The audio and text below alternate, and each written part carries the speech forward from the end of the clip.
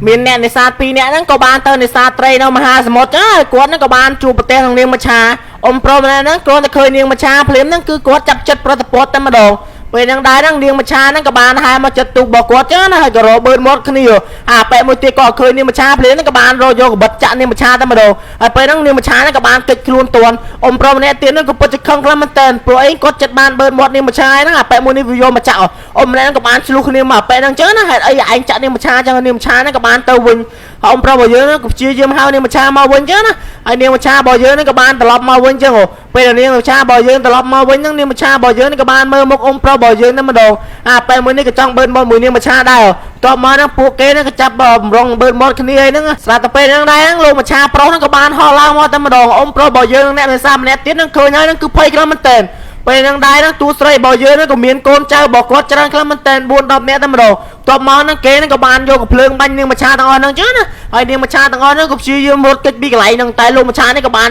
ក្លាប់ទុកប៉ូលីសបែកពេញទៅតែម្ដងហើយក៏បានបាញ់ទូស្រីរបស់យើងបានមួយគេហ្នឹងក៏បានយកទូស្រីរបស់យើងទៅតែម្ដងបន្ទាប់មកហ្នឹងទូប្រុសរបស់យើងហ្នឹងក៏ព្យាយាមជួយទូស្រីរបស់យើងចឹងណាប៉ូលីសម្នាក់ហ្នឹងក៏បានធ្លាក់ចូលក្នុងទឹកសារពេលហ្នឹងដែរហ្នឹងមាននាងមច្ឆាមួយជួយប៉ូលីសរបស់យើងហើយកូនចៅរបស់នាងហ្នឹងក៏បានគ្រប់តចឹងណាហើយពេលហ្នឹងដែរហ្នឹងនាងមច្ឆារបស់យើងហ្នឹងក៏បានយកលោកប៉ូលីសរបស់យើងហ្នឹងទៅផ្ទះរបស់គាត់ចឹងណាហើយក៏បានបង្ហាញកាតលោកប៉ូលីសហ្នឹងតែម្ដងបន្ទាប់មកហ្នឹងនាងមច្ឆាទាំងអស់គ្នាហ្នឹងក៏បាននិយាយមួយមេរបស់គេចឹងណាហើយមេរបស់គេហ្នឹងក៏មិនបានមាត់អីច្រើនដែរបន្ទាប់មកហ្នឹងនាងមច្ឆារបស់យើងហ្នឹងគឺលួចស្រឡាញ់លោកប៉ូលីសរបស់យើងខ្លាំងមែនតើដល់ពេលព្រឹកឡើងហ្នឹងក៏បានមកដល់លោកប៉ូលីសរបស់យើងហ្នឹងក៏មានអារម្មណ៍រវើរវាយចឹងណាហើយនាងមច្ឆារបស់យើងហ្នឹងគឺពិតជាមានសម្រស់ស្រស់ស្អាតខ្លាំងមែនតើហើយនាងហ្នឹងក៏បានប្រែកាយខ្លាចជាមនុស្សធម្មតានិយាយមួយលោកប៉ូលីសរបស់យើងចឹងណាថានាងហ្នឹងលួចស្រឡាញ់លោកប៉ូលីសរបស់យើងហើយលោកប៉ូលីសរបស់យើងហ្នឹងក៏មិនមាត់អីច្រើនដែរបន្ទាប់មកហ្នឹងនាងមច្ឆាហ្នឹងក៏បាននាំលោកប៉ូលីសរបស់យើងហ្នឹងទៅកន្លែងភូមិរបស់នាងចឹងណាហើយភូមិរបស់នាងហ្នឹងគឺពិតជាស្រស់ស្អាតខ្លាំងមែនតើហើយដល់ពេលយប់ឡើងហ្នឹងពួកគេនឹងកំពុងតែគេមួយគ្នាហ្នឹងលោកប៉ូលីសរបស់យើងហ្នឹងគឺចង់រត់ចេញពីកន្លែងហ្នឹង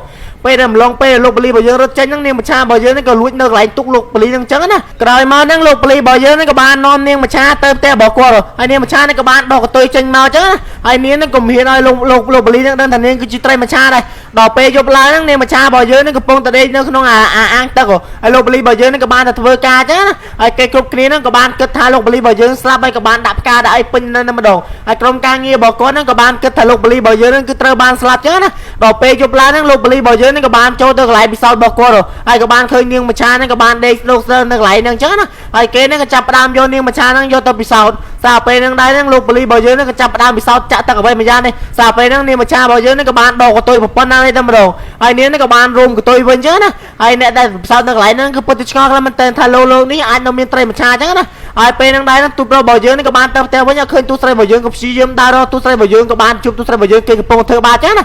ពេលនេះក៏បានធ្វើបាបទូស្រីរបស់យើងក៏ពេលហ្នឹងទូប្រុសរបស់យើងក៏ព្យាយាមរងជំនួសទូស្រីរបស់យើងតែម្ដងទូប្រុសរបស់យើងហ្នឹងក៏ពិតជាសភាពបរោះខ្លាំងមែនតើបន្ទាប់មកហ្នឹងទូប្រុសរបស់យើងហ្នឹងក៏បាននាំទូស្រីរបស់យើងដើរលេងកន្លែងផ្សេងដែលយើងចង់ទៅចឹងណាបន្ទាប់មកហ្នឹងពួកគេហ្នឹងក៏បានដើរលេងជាមួយគ្នាយ៉ាងសប្បាយរីករាយតែម្ដងហើយទូស្រីរបស់យើងហ្នឹងក៏បានទៅកន្លែងបន្ទប់ពិសោធន៍ហើយក៏បានឃើញបងស្រីរបស់នាងហ្នឹងកំពុងតែជាប់នៅក្នុងអាទូកញ្ចក់ហ្នឹងចឹងណាហើយទូស្រីរបស់យើងហ្នឹងក៏បានញ៉ាំអាហារពេលងាកមួយទូប្រុសរបស់យើងក៏បានដេកលើគ្នាពេញទៅនឹងតែម្ដងបន្ទាប់មកហ្នឹងទូស្រីរបស់យើងនិងទូប្រុសរបស់យើងហ្នឹងក៏បានដើរលេងមួយគ្នាចឹងបានញ៉ាំក្រែមញ៉ាំអីចឹងទៅបន្ទាប់មកហ្នឹងទូស្រីរបស់យើងហ្នឹងក៏បានជួបបរិមម្នាក់ដែលមានសន្តានដូចជាលោកត្រីមច្ឆាហើយនាងក៏បានដើរទៅសួរថាលោកគឺជាត្រីមច្ឆាមែនទេណាហើយពេលហ្នឹងក៏បានប្រកែកថាគាត់ជាមិនមែនជាត្រីមច្ឆាទេបន្ទាប់មកហ្នឹងពេលយប់ឡើងហ្នឹងទូប្រុសរបស់យើងហ្នឹងក៏បានទិញខ្សែកមួយទូស្រីរបស់យើងស្រាប់តែពេលហ្នឹងដែរហ្នឹងមាននរណាម្នាក់ដែលមកវាយក្បាលទូប្រុសរបស់យើងហើយបរិមហ្នឹងគឺជាបរិមដែលទូស្រីរបស់យើងបានជួបការពីល្ងាចមិញចឹងណាបន្ទាប់មកហ្នឹងយប់ឡើងហ្នឹងទូស្រីរបស់យើងហ្នឹងក៏ចូលទៅរំដោះបងស្រីរបស់គេហើយពេលហ្នឹងដែរហ្នឹងចូលទៅកន្លែងគេហាមឃាត់ពេលហ្នឹងក៏បានវាយគ្នាបតែបន្តពេញទៅនឹងម្ដង